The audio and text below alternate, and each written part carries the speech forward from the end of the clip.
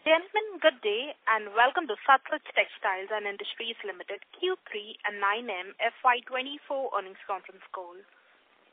From the management panel, we have with us today Mr. S.K. Khandelia, Advisor to Executive Chairman, Sutlej Textiles and Industries Limited, and Mr. Rajiv Mukhopadhyay, Whole-Time Director and CFO. As a reminder, all participant lines will be in the listen-only mode, and there will be an opportunity for you to ask questions after the presentation concludes. Should you need assistance during the conference call, please signal an operator by pressing star then 0 on your touch-tone phone. Please note that this conference is being recorded. I now hand the conference over to Mr. Rajiv Mukhopadhyay, Whole-Time Director and CFO. Thank you, and over to you, sir. Thank you. Good afternoon, everyone, and welcome to the earnings conference call for Sutlej Textiles and Industries Limited for the third quarter and 9 months of FY24. I trust that you are all doing well. With me on the call today, Mr. S.K. Khandelia, Advisor to the Executive Chairman of Sutlej Textiles and Industries Limited, and Stellar IR Advisors, our investor relationship team. We have already uploaded the investor presentation, and I hope everyone has had an opportunity to go through the same. Let me start the call by giving you the financial highlights of the quarter and 9 months gone by, after which Khandelia ji will fill you in with the business highlights as well as the industry highlights. For quarter Q3 FY24, our consolidated total income came at 612 crores as against 670 crores in Q3 FY23, mainly on the back of continued sluggish demand of textile industry in both export and as well as domestic market. In Q3 FY24, although volumes increased by 10%, year-on-year realization dropped by 17% during the same period. On a QOQ basis, total income decreased by 17%, mainly on account of lower volume. In the preceding quarter, total income was higher mainly on account of the liquidation of inventory. EBITDA loss for the quarter is rupees 1 crore as against 30 crore loss in the previous quarter and rupees 21 crore profit the corresponding the previous quarter last year, that is Q3 FY23. For 9 months ended FY24, our consolidated total income stood at 2062 crores. Gross margin came at 36.6%. EBITDA stood at minus 26 crores. As we have been updating you, our efforts at strengthening our balance sheet continues. During the quarter, we have reduced our total debt by 68 crores to 724 crores as against 792 crores as on 30th of September 2023 on standalone basis. Our current debt to equity ratio continues to stay below 1 and currently stands at 0.76. During 9 months, we reduced the working capital debt by 172 crores and at the same period, working capital has reduced by 304 crores. Those were my opening remarks. I will now request Khandelia ji to please take it forward with the business and industry updates. Sir. Good afternoon, everyone. Thank you, Rajiv, and thank you all for joining on this conference call. The year has been challenging for the entire textile industry in general and the spinning industry in particular due to ongoing geopolitical crisis, reduction in discretionary spending on account of high inflation, etc.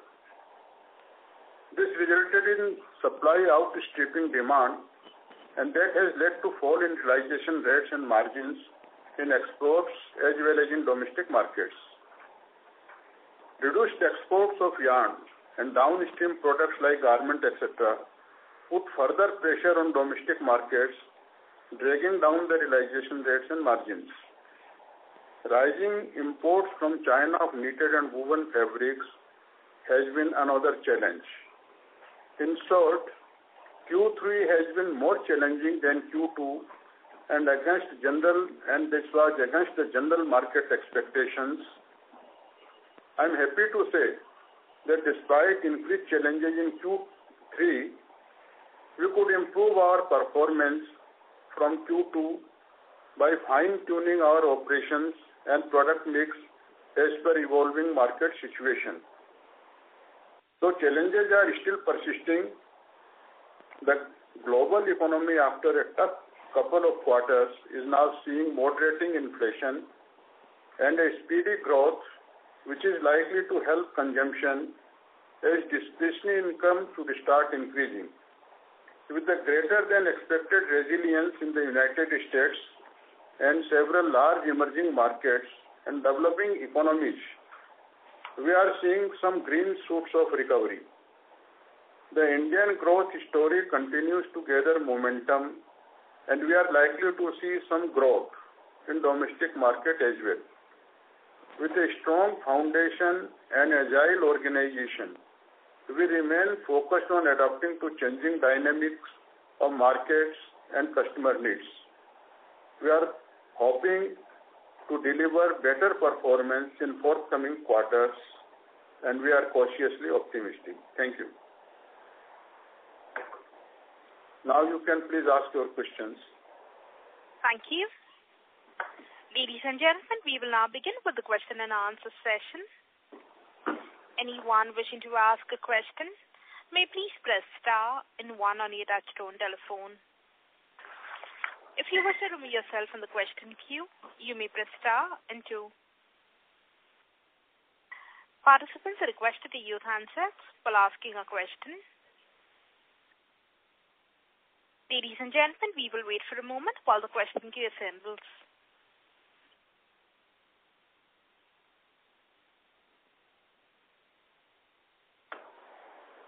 Participants in the conference, if you wish to ask a question, you may please press star and 1.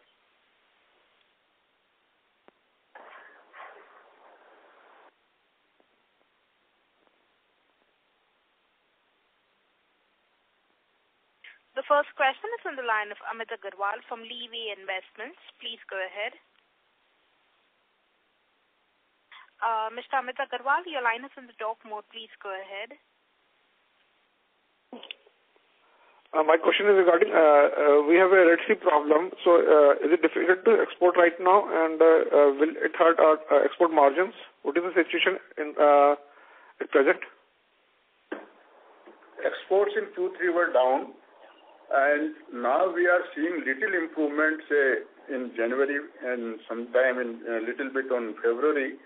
But in Q3, exports were down as compared to Q2, and realizations and margins were also very much low in Q3 as compared to Q2, and as compared to corresponding period last year also. But now we are seeing little improvement in export demand, but margins are still under pressure because Red Sea crisis are there and other challenges are there. And my second question is regarding debt reduction. So we have debt reduction.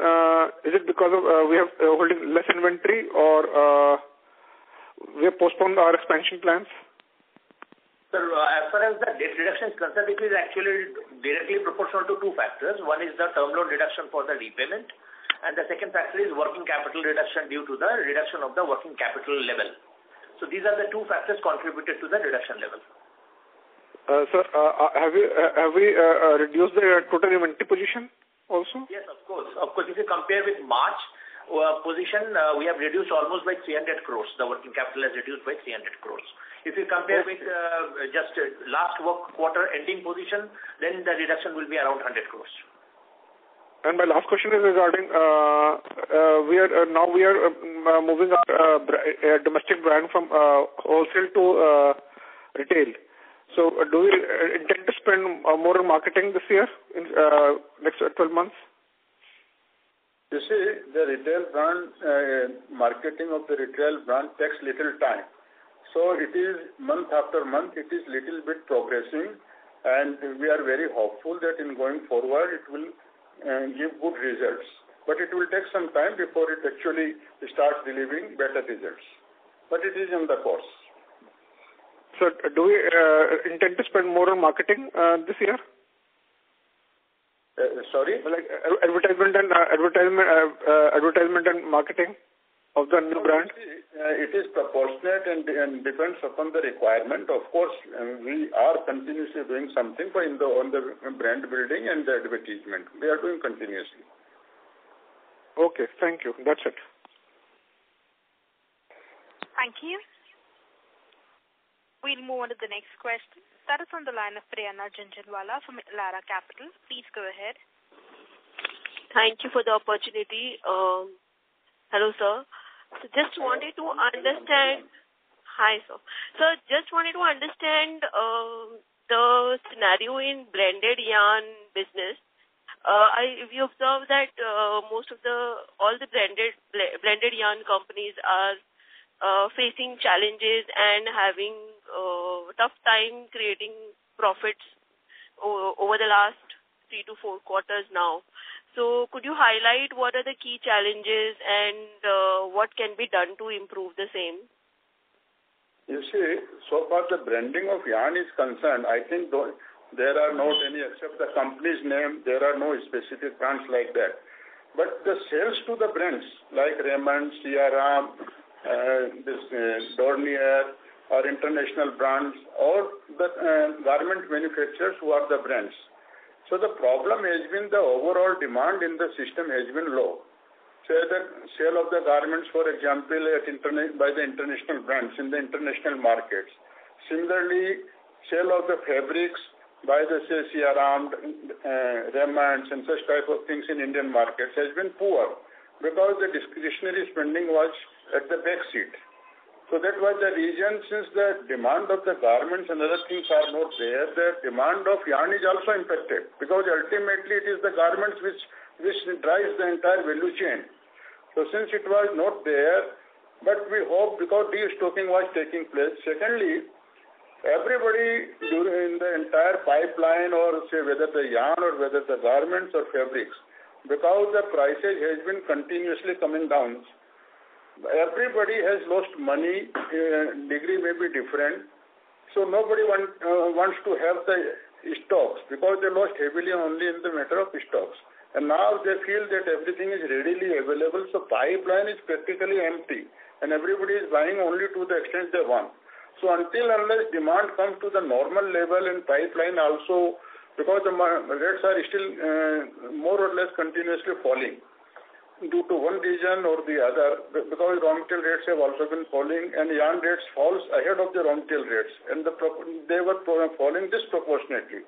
But hopefully I think this trend should reverse slowly and gradually going forward, and that should start encourage the downstream players to buy again, and we hope that gradually things should start improving, as we are seeing little improvement in demand demand in exports and export brands. And in case of other, say, there are different type of yarns which we manufacture, as you know. We are mainly in the dyed yarn business, where we have all types of dyed yarn. So we are seeing some improvement in demand, particularly from the brands. Okay. And sir, if you could help us in understanding if QCO implementation is a benefit to us or not, because we understand that QCO has been applied on polyester yarn as well. I mean, I may be wrong, if you can correct me on that as well. Yes. QCO is there in polyester and polyester yarn, but actually what was happening, it was not only the yarn. Major import was of the fabrics from China, and that is still happening, and that is creating a big problem in Indian markets. You see, Bhilwara, Ludhiana, these are the markets badly impacted, where the lot of Chinese fabrics are coming from directly or through other countries. So that is happening. So far, polyester QCO was already there. It has happened, I think, a year or back. So polyester imports are practically zero. And in case of yarn, of course, the yarn import was less, but the fabric which was there, it is still continuing, and rather quantity is increased. Anybody who was importing yarn little bit, they will now be taking fabrics. So that is the situation. Thank you. Okay. Understood, sir. So, sir, how do we see, are we coming back to, profits? How long it may take, or it may take a lot of time? Just trying. You see, we are making required changes in the product mix, as I mentioned, that we keep on fine-tuning our operations as well as our product offerings, as per the evolving situation. So you see, the challenges have been there. Challenges will keep on coming, but we have to fine-tune our business model. But this time, it was a worldwide recession, practically challenges, inflationary pressure. Like in US, you have never seen such level of high interest rate, high level of inflation, historically high in 40 years. So those were the things. Secondly, after the post-pandemic, demand was very robust. So a lot of new capacities came in, and that created excess capacity in India in all the sectors. So that are the challenges, but we know that how to handle these challenges. But of course, the improvement will be gradual, and it will not be overnight.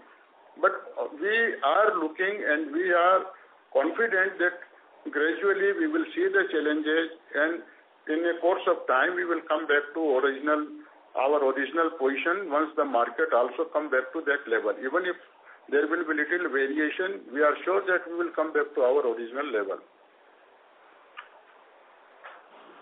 Understood, sir. Thank you so much, sir. I'll come back to the question queue again for any other questions. Thank you. Before we take the next question, we would like to remind participants that you may press star and one to ask a question. The next question is on the line of Aditya Vora from Share India. Please go ahead. Yeah, hi sir. Am I audible? Yeah, please carry on. So I had a couple of questions.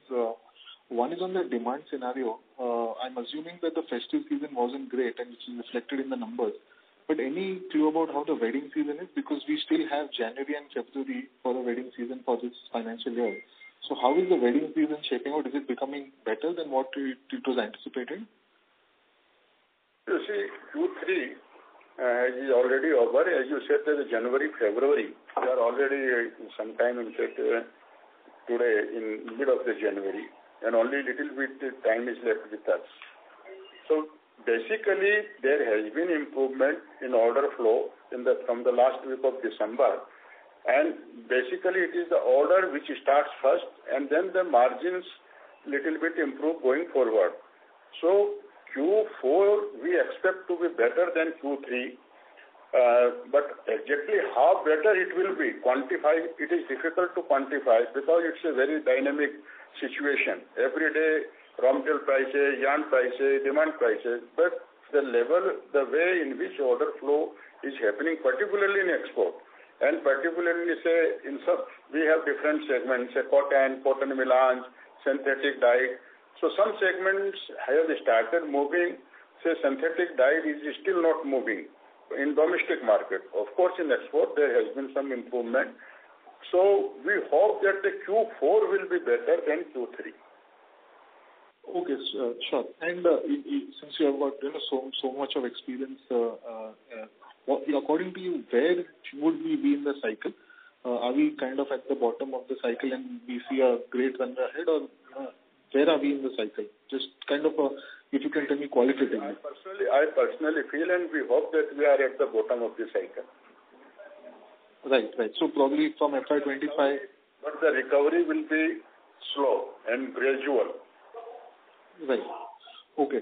So one last question, which is not much related to Sutlej Textiles, but just wanted a perspective that when I was looking at these home textile companies, most of these companies are recording good volume growth, and that they have seen the entire restocking happening in the US market.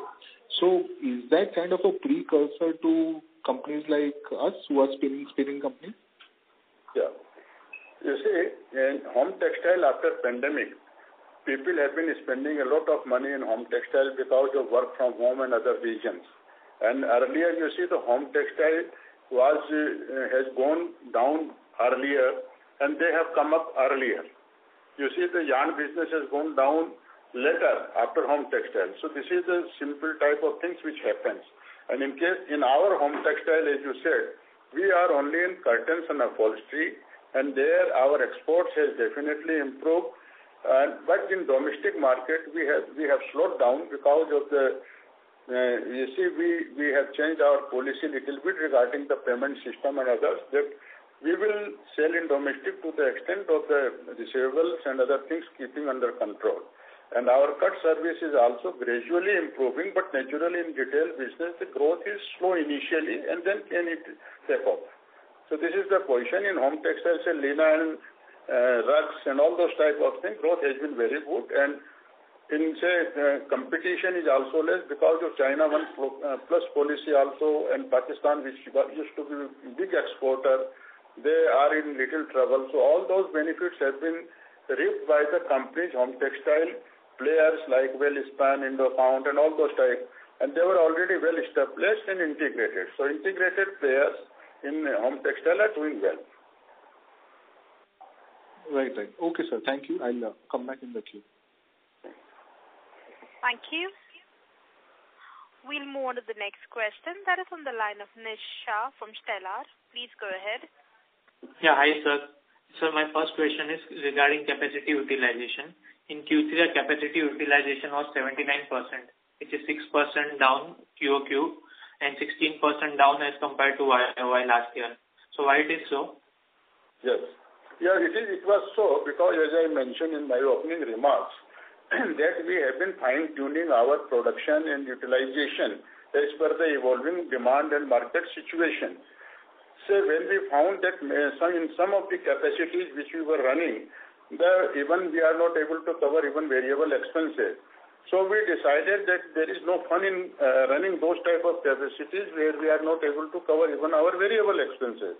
And since, as I mentioned, Q3 was more challenging than the Q2 because the geopolitical tensions increased and impact of Israel-Hamas war was fully blown in Q3 initially and then gradually tapered out.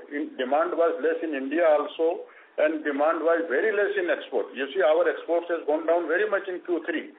So as per the market conditions, we reduced the spindles. But now, though capacity utilization is better at this point of time. Okay, sir. And sir, what levels can we expect for FY25? FY25, I hope that we should be at the normal level. Okay. And sir, next question is regarding home textile segment. Our revenue for home textile segment as compared to Q2 is almost negligible growth. Like in Q2 we did 50 crores and in Q3 also we did almost 50 crores, 76 lakhs. So what is the reason behind this almost negligible growth and what do we expect in the future for this segment? Yes. As I mentioned in my previous question reply, if you have heard that our revenue has gone down only in domestic segment and that is also not in cut service but in the domestic wholesale sector. Because there we have intentionally reduced the volume at this point of time because there were certain overdue payments. So we were trying to collect those payments and then again we will start increasing our volume in domestic market. That was the reason, nothing else. Okay. Thank you, sir. Thank you. The next question is from the line of Sumit Bhambri from Standard Chartered Bank. Please go ahead. Good afternoon, sir. Sir, one question on your debt levels. What is your target debt to equity level that you're working towards? You said you're at 0.79, correct? That's 6, yes. Sir, if you tell me what is the target level, it will vary because, working capital position varies depending on the cotton procurement cycle. So it will be, you cannot uniformize throughout the year for an ideal number, but the level whatever we are in, probably it will be marginally up in the time of March ending because the cotton procurement will be higher than now. So ideal number giving for the throughout the year will not be right. But broad level, overall, I can say that 0.7 to 0.8, this should be the ideal number of the debt equity you should maintain. That's the way we are targeting. Okay, so that's your target number that you're working with, right, in that range? We always try to keep it below 1, but normally it is vary from 0.7, 0.8, something like even sometimes 0.65 also. But we always try to keep, and we have been keeping it much below 1. Okay. Because the reason I was asking the question was I'm seeing that consistent trend, right, year-on-year decrease. So is there a long-term plan to sort of continue to keep bringing it down, right, so that interest expense continues to come down and efficiency continues to improve? Yeah, you see, say if the profits are good, it will keep on getting down. So you see that there has been 2 bad years. One was the pandemic year, and this year has been the bad. So whatever good things which happened earlier, but our target is always that irrespective of anything, we have always to keep it below 1. So it will keep on going down from here. If the next year, say, if everything goes well, next year it should go down.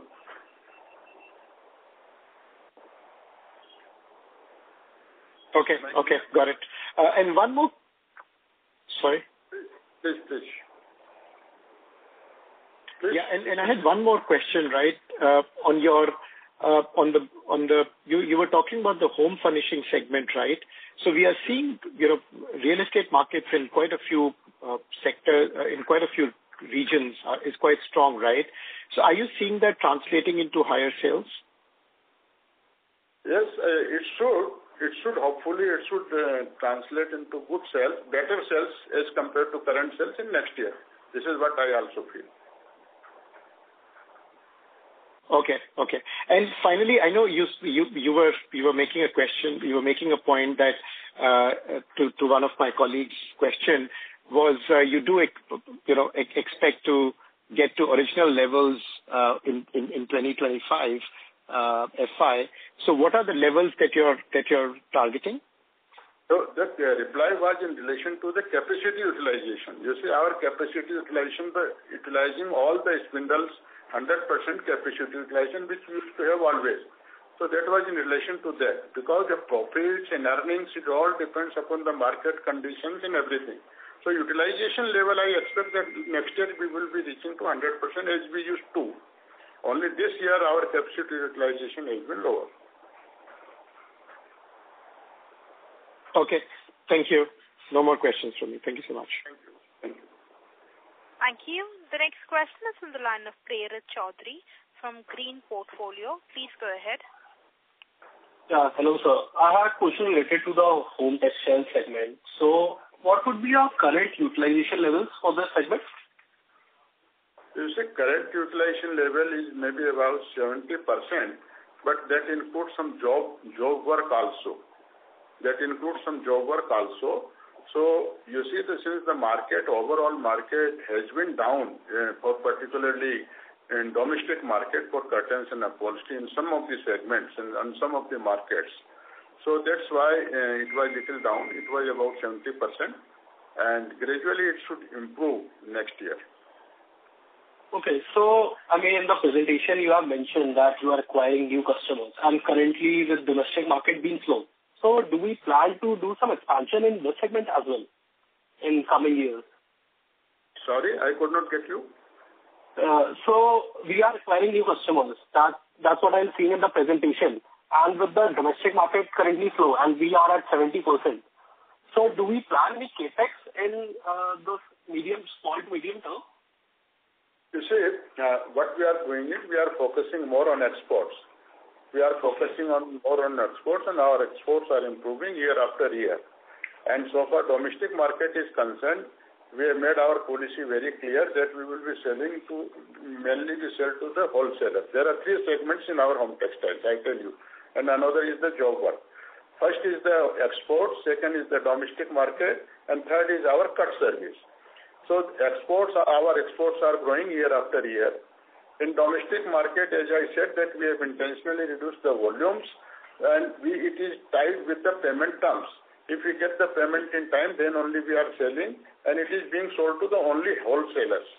Third is the cut service. That is our Nestera brand, and that we have started 2 years and 2.5 years back, something like that, and that is doing well. We are satisfied by its performance, and hopefully in future it should be the good sector of our home textile business, good segment of our home textile business, because it will be a cut service direct to the consumer through retailers.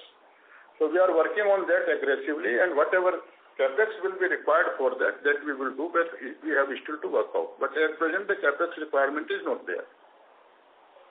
Okay, all right. That's it from my side. Thank you. The next question is from the line of Akshay Kothari from JHP Securities. Please go ahead. Thanks for the opportunity. So what would be cotton as a percentage of our RMC? Sorry? Cotton as a percentage of our raw material cost? How much? Just a second. I'll check it. Cotton the percentage now. It should be around 45. I'll give you the exact number. It should be around 40 to 45%. And exact number will be forwarded to you. Okay. And sir, what is the export contribution? You were saying that in Q3 we did less of exports. So generally, what is the run rate we do, and what was it in Q3? You see, normally our exports are about 40%. And our exports were down by 26% as compared to Q2. So now I think hopefully there's some better flow of order is there, and hopefully in this quarter the exports will be better as compared to Q3. So where do we export 35 to 40% majorly? of our total production. In which geographies do we export majorly? We export to 70 countries of the world and to the developed countries as well as the African countries, Middle East, everywhere, Russia, Europe, everywhere we export. Okay, so we export yarn only? Yes, we manufacture yarn. So far the home textile is concerned, that is also we are exporting, and that is to the developed countries, US and Europe, UK. So because on one of the other... Middle East also. One of the other textile companies call, they mentioned that Red Sea crisis did not impact them much because all the developed countries actually do not procure yarn from us. We export yarn to the likes of only Bangladesh, Vietnam and China. And so Red Sea crisis actually did not impact much to the yarn players. In our case, it is not like that. In our case, we are exporting because we are not exporting only apparel yarn. We are exporting various type of yarn for different type of end use. Say maybe for home textiles, maybe for industrial application, maybe for medical application. Various type of yarns which we export, and we export to USA, Latin American countries, South African countries, East African countries. So everywhere we are exporting. Middle East we are exporting. Say Turkey is our big market for the export of synthetic dyed yarns. And that is also very much impacted because it also goes through Red Sea. So the impact on the yarn exports has been very severe initially, but now people have started taking for the longer route yarn, and they have started paying for the extra cost also. Okay. And sir, generally what are the Incoterms in general? Is it FOB or CIF freight cost would impact us? It depends upon country to country, customer to customer, product to product. We try FOB, but in many times it is CIF. Say 50-50 you can say. Okay. And sir, lastly, what is our current capacity utilization? As we mentioned, the current capacity utilization is about 90%. Okay. Thanks a lot, sir, and all the best. Thank you. Thank you. A reminder to the participants, anyone wishing to ask a question, may please press star and 1.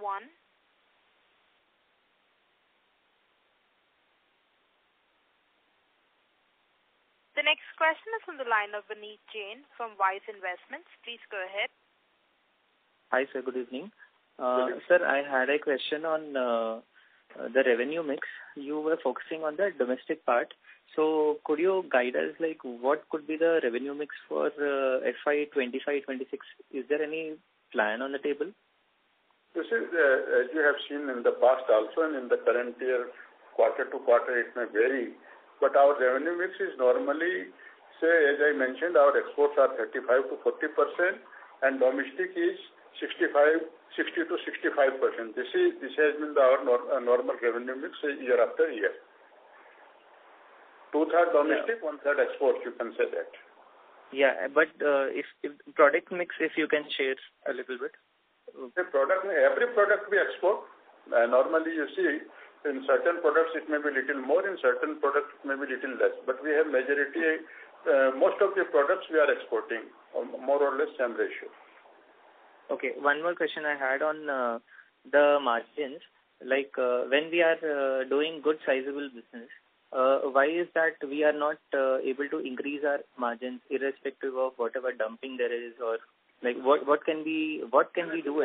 Margin is the product of the market conditions. It depends upon demand and supply. It is not in our hands. You see, it's a competitive business. It's not only domestically competitive, it is internationally competitive. So margins depend upon the demand and supply. This drives the market, and then it depends upon the product mix. So far product mix is concerned, we always keep on evolving new products as per the market requirement, fashion changes, etc. But basically it is the function of the demand and supply. So at present, if you will see, each and every yarn company, depending upon this segment they are, whether synthetic, whether cotton, whether dyed, whether grade, that varies from segment to segment, but overall the sentiment has been poor, margins have been poor. So basically the reason has been the low demand and oversupply. Supply is overstripping demand. That is the main reason. Yeah, I agree with that. But my question was demand and supply. Yeah, I understand the point you made, but what I was trying to figure out was that since we are in this business since a long time, there would be some niche product where we would be having benefit of margin in our side. Is there any certain product? For example, cotton melange yarn. That's a specialty yarn. There are many, lycra type of special yarns. So that we keep on developing, but you see, every product has a cycle. So new products we keep on developing, and old products keep on going down. So that's a cycle. But in such type of markets, people prefer lowest quality material. They don't want to make experiments, don't want to take new developments and something like that. So that is the situation. So actually, it's a abnormal situation, but in normal course, you see, we have been developing and new products have been taken by the market. There the new products, niche products margins are better in other products, but the niche can be limited. It cannot be 100%. You see, there will always be some percentage of the niche product, which we always have and which we will continue to have that. So do we have any plan like wherever we can sell those particular niche products to new customers if we can identify new clients? That we always keep on looking into different end use, different customers, different countries, and all those type of things our marketing people keep on research. They keep on doing research, and based on that customer feedback and other things, we have the full-fledged development centers for development of niche products. So that keeps on going on. Okay. That's all from my side, sir. Thank you. Thank you. A reminder to the participants, anyone wishing to ask a question, may please press star and 1.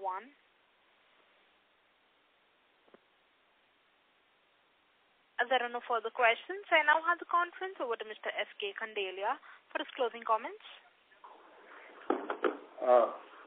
Thank you very much for your very insightful questions. So my closing remark is that we are cautiously optimistic about the coming quarter and the forthcoming all quarters. Thank you. Thank you, members of the management team. Ladies and gentlemen, on behalf of Sutlej Textiles and Industries Limited, that concludes this conference call.